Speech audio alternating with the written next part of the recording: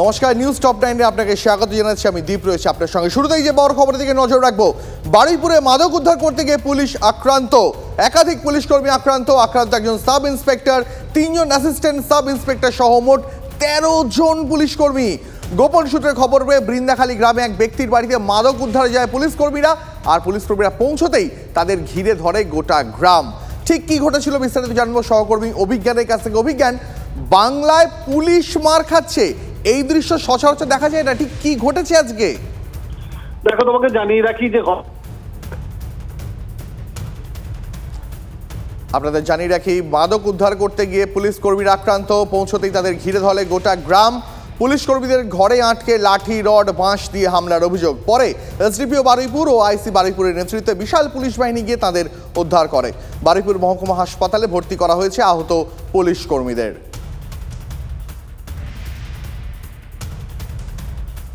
মাদক উদ্ধার করতে গিয়ে আক্রান্ত পুলিশ কর্মীরা পৌঁছতেই ঘিরে ধরে প্রায় গোটা গ্রাম। আরো বিস্তারিত জানবো সহকর্মী অভিজ্ঞানের কাছ থেকে। অভিজ্ঞান, তোমাকে জানিয়ে রাখি যে বারুইপুর থানা এলাকার বৃন্দাখালী গ্রাম পঞ্চায়েতের মাছপুকুর এলাকা, সেখানে বারুইপুর থানা পুলিশ গোপন সূত্রে খবর পায় যে একটি বাড়িতে মাদক রাখা আছে, এবং এই খবর পাওয়ার সাথে সাথেই বারুইপুর থানার পুলিশ কর্মীরা সেখানে চলে যায়। এবং যেটা অভিযোগ, যে যখন তারা সেই বাড়িতে অভিযান চালাতে যায় তখন তাদেরকে ঘিরে ফেলে, প্রায় কয়েক হাজার মানুষ তাদেরকে ঘিরে ফেলে এবং রীতিমতো লাঠিসোঁটা, বাঁশ দিয়ে তাদের উপর হামলা চালানো হয়েছে। এবং এই ঘটনায় 13 জন পুলিশ কর্মী আহত হয়েছে এবং দীর্ঘক্ষণ তাদেরকে আটকে রাখা হয়েছিল। পরে বারুইপুর থানার আইসি এবং এসডিপিও নেতৃত্বে বিশাল পুলিশ বাহিনী। বুঝতে পেরেছি, অনেক ধন্যবাদ অভিজ্ঞান তোমাকে। আপাতত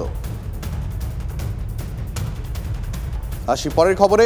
রাজভবনের শ্লীলতাহানির অভিযোগকে ঘিরে গড়াচ্ছে বিতর্কে জল, আর তারই মাঝে প্রকাশ্যে এলো রাজভবনের এক অংশে থাকা সিসি ক্যামেরার ভিডিও ফুটেজ। কিন্তু ঘটনাস্থলের ফুটেজ কোথায়, প্রশ্ন তুলছে শাসক দল। রাজভবনের ফুটেজ প্রকাশের তীব্র প্রতিক্রিয়া অভিযোগকারিনীর। রাজ্যপালের বিরুদ্ধে শ্লীলতাহানির অভিযোগ এনেছেন রাজভবনের এক অস্থায়ী মহিলা কর্মী। লোকসভা ভোটের মধ্যে জানি শোরগোল, এই নিয়ে পুলিশি তদন্তে নিষেধাজ্ঞা জারি করলেও বুধবার বিবৃতি দিয়ে সিসিটিভি ফুটেজ দেখানোর কথা জানিয়েছিল রাজভবন। সেই মতো বৃহস্পতিবার সচ কা সামনে অনুষ্ঠানে সিসিটিভি ফুটেজ প্রকাশ্যে আনা হলো। ইমেলে নাম নথিভুক্ত করা নাগরিক ও সংবাদ মাধ্যমকে সিসিটিভি ফুটেজ দেখানো হয়। নর্থ গেটের সামনে 2টি অ্যাঙ্গেলে রেকর্ডিং করা ভিডিও ফুটেজ দেখানো হয়েছে। 3টি ধাপে 2রা মে বিকেলের প্রায় 1 ঘন্টা 35 মিনিটের ফুটেজ দেখিয়েছে রাজভবন, যেখানে দেখা যাচ্ছে বিকেল 5টা 33 মিনিট নাগাদ রাজভবনের ওসির ঘরে ঢোকেন অভিযোগকারিনী। 7 মিনিট পর পাশেই বিকেল 5টা 40 নাগাদ পাশেই অতিরিক্ত অফিসার ইনচার্জের ঘরে ঢুকতে দেখা যায় অভিযোগকারিনীকে। সঙ্গে ছিলেন মহিলা পুলিশ কর্মী ও আধিকারিকরা। প্রধানমন্ত্রী আসার কারণে ওই দিন রাজভবন ছিল এসপিজি পুলিশের ছয়লাভ। সেই ছবি ধরা পড়ে সিসিটিভি ফুটেজে। যে সিসিটিভি ফুটেজ দেখানো হলো, সেই ফুটেজ কলকাতা পুলিশ বা মমতা বন্দ্যোপাধ্যায় দেখতে পাবেন না, এমনটাই এক্স চ্যানেলে গতকাল রাজভবন থেকে বলা হয়েছিল। কিন্তু সেই সিসিটিভি ফুটেজ তো ইতিমধ্যেই কলকাতা পুলিশের হাতে রয়েছে। তার কারণ, রাজভবনে যে 44 থেকে 45টি সিসি ক্যামেরা রয়েছে তা নিরাপত্তার খাতিরে রয়েছে, এবং সেই ক্যামেরার মনিটর সিস্টেম কিন্তু রয়েছে এই অফিসার ইনচার্জের ঘরেই। ফুটেজ দেখতে চেয়ে আবেদন করেছিলেন রানীগঞ্জ গার্লস কলেজের অধ্যাপক তুষারকান্তি বন্দ্যোপাধ্যায়। ফুটেজ দেখার পর তিনি বলছেন, ফুটেজ থেকে প্রমাণিত তো কিছুই মনে হয় না। যেমন 8-5টা মানুষ, যেমন 8-5 জন কর্মচারী যেমন আসে, ঠিক সেইরকম তার গতিবিধি ছিল। তিনি যেমন বিভিন্ন অফিসাররা যেমন আসেন, ঠিক সেইভাবে তার ছিল। রাজভবনের ফুটেজ প্রকাশ নিয়ে সরব হয়েছেন অভিযোগকারিনী, এনেছেন গুরুতর অভিযোগ। স্পেশাল সেক্রেটারির ঘরেও যে কাঁদতে কাঁদতে ঢুকেছি, ওনাদের সাথে কথা বলেছি, ওখান থেকে বেরিয়ে এসেছি, সেখানেও তো অনেকটা পরিষ্কার যে ঘটনাটা কোন সময় ঘটেছিল বা কি কি ঘটেছিল। নর্থ গেটের ওইটুকু সিসিটিভি ফুটেজে কি প্রমাণ হচ্ছে? মহিলা হিসেবে আমার যে সম্মানটা নষ্ট হয়েছে, মানে এমন একটা জায়গায় দাঁড়িয়ে আছি, এখন বোধহয় আমি সুইসাইড করলে তারপর মনে হয় এই ঘটনা নিয়ে তদন্ত হবে, এবং তখন হয়তো উনি বাধ্য হবেন যে এখানে সহযোগিতা করতে। আমি জানতাম ভারতীয় আইন অনুযায়ী অভিযোগকারিনীর পরিচয় গোপন রাখা উচিত। উনি এর আগে একটা ক্রাইম করেছেন, সেকেন্ড টাইম উনি আবারও একটা ক্রাইম করলেন। অভিযোগকারিনী তাঁর অভিযোগপত্রে দাবি করেছিলেন রাজভবনের কনফারেন্স রুমে তাঁর সঙ্গে অশালীন আচরণ করা হয়েছে। রাজভবনের ভেতরের অংশে সিসিটিভি ফুটেজ দেখানো হয়নি, তবে রাজভবনের সব জায়গায় সিসি ক্যামেরা নেই বলেই সূত্রের দাবি। অভিযোগকারীর বয়ান অনুযায়ী ঘটনাস্থলের ফুটেজ কোথায়, প্রশ্ন তুলছে রাজ্যের শাসক দল। ওনারই বসংবদ, তাদের জন্য ফুটেজটা দেখালে। ওনার যদি দেখাতে হতো তাহলে ফুটেজটা দেখাতে হতো সেই যেখানে ডেকেছিলেন বলে অভিযোগকারিনী করেছে সেই সম্পর্কের ফুটেজগুলো দেখাতে হতো, সেগুলো তো উনি সামনে আনেননি। সত্যের জয় হয়, অবশ্যই হয়, আবারও সত্যের জয় হবে। ভিডিও ফুটেজ নিয়ে পক্ষে বা বিপক্ষে কোনো বিতর্কে রাজ্য বিজেপি অংশগ্রহণ করবে না। এটা সম্পূর্ণভাবেই সাংবিধানিক প্রধানের বিষয়। মুখ্যমন্ত্রী কি বলছেন, মুখ্যমন্ত্রী সৈন্য সামন্তরা কি বলছেন, সেটাও পাবলিক ডোমেনে, সেটাও মানুষের জানা। এ নিয়ে সিদ্ধান্ত মানুষ নেবেন। রাজনৈতিক আকচাকচিতে রাজভবন কলুষিত হচ্ছে বলে সরব হয়েছে বামেরা। রাজভবন সেটাও কলুষিত হচ্ছে রোজ, নবান্ন তো কলুষিত বটেই। আমাদের নবান্নের চেয়ার হোক আর রাজভবনের চেয়ার হোক, সার্কাস পার্টির মতন করে চলছে। সব মিলিয়ে গড়াচ্ছে বিতর্কের জল। রাজ্যপাল এই সিসিটিভি ফুটেজ দেখিয়ে ঠিক কি প্রমাণ করতে চাইলেন সে প্রশ্ন কিন্তু সকলের মনে রয়ে গেল। ক্যামেরায় কুণাল গাঙ্গুলির সাথে দীক্ষা ভূঁইয়া, TV9 বাংলা, কলকাতা। প্রাথমিক শিক্ষক নিয়োগ মামলায় কলকাতা হাইকোর্টের নির্দেশ খারিজ করল সুপ্রিম কোর্ট।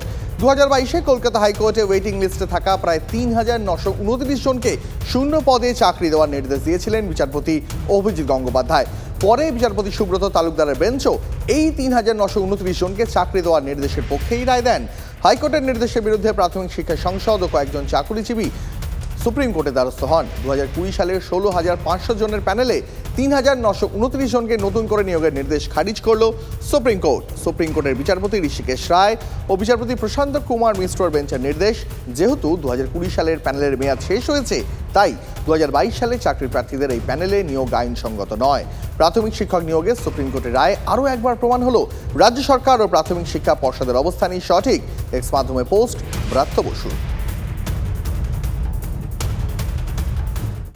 নৈহাটিতে ভোটের প্রচারে শুভেন্দুর নিশানায় ব্যারাকপুরের পুলিশ কমিশনার সহ বেশ কয়েকজন ওসিকে বদলির হুমকি বিরোধী দলনেতার।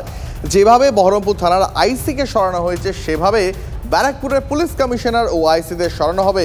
প্রচার থেকে বদলির হুমকি শুভেন্দুর। তৃণমূলের মানসিকতাটা কত নিম্নরুচির, সংকীর্ণ, এটা প্রমাণ হয়েছে। শুধু এখানে নয়, বর্ধমানেও যে মাঠে মুখ্যমন্ত্রী সভা করেছে, ওই মাঠে পুলিশ প্রধানমন্ত্রীকে সভা করতে দেয়নি। এটা বাঙালির লজ্জা। ভূমিকে বিসর্জন দেওয়ার জন্যই বাইর থেকে আনা লোক নয়, এই বৃষ্টিতে পুরো ভিজে হাজার হাজার রাষ্ট্রবাদীরা, বিজেপির কর্মী সমর্থক জনগণ এখানে আওয়াজ তুলছে, তৃণমূলকে এবারে বিসর্জন দিতে হবে। ভোট আবহে ঘাসফুল শিবিরে ভাঙন। নৈহাটি ও জগদলে তৃণমূল ছেড়ে পদ্ম শিবিরের নাম লেখালেন প্রায় 300 জন কর্মী। তাদের মধ্যে রয়েছেন মামুদপুর পঞ্চায়েত সমিতির সদস্যও। ব্যারাকপুরের বিদায়ী সাংসদ তথা ওই কেন্দ্রের বিজেপি প্রার্থী অর্জুন সিংয়ের হাত ধরে বিজেপিতে যোগ দেন কয়েকশো তৃণমূল কর্মী।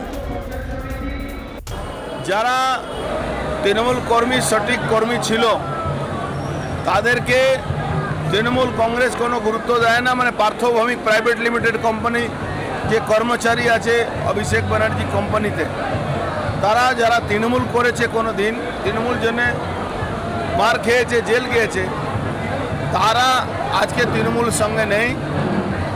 তাই আজকে তৃণমূলে ধস নামছে। তারা ভারতীয় জনতা পার্টি, মোদিজি গ্যারান্টির উপরে বিশ্বাস করে। ওই জাল গোটাবো, তখন দেখবেন কোনো মাছ আর ওদিকে নেই, সব চলে আসবে।